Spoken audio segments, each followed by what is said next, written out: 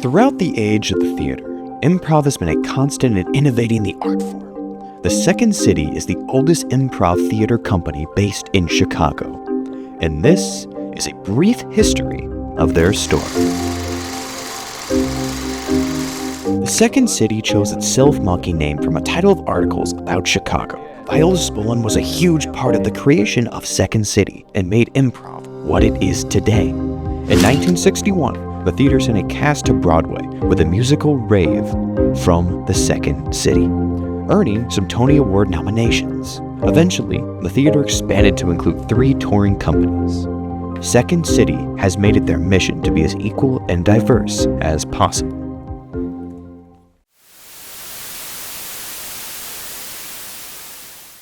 Second City kicks ass.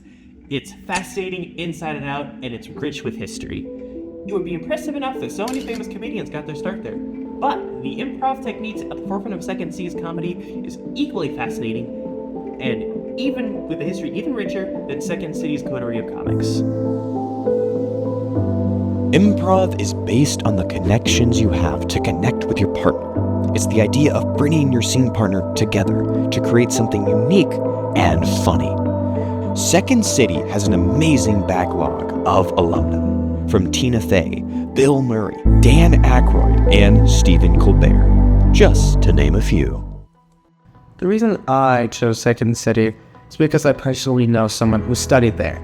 His name is Ryan Chamberlain. He's a family friend, and also I've done several shows next to him. I've stage managed on shows that he's been part of, and he runs his own improv troupe called the Improv Garage out of his garage. And knowing how great of an actor he is and having seen him live, I wanted to do a little more research on the place where he studied at and where he could work next to other A-list celebrities such as like Catherine O'Hara. When I first found out we were going to a comedy club called Second City, I was more or less excited. I didn't know much about it, or what purpose it served, and maybe that was because I knew very little about the place and what it actually was than some comedy club.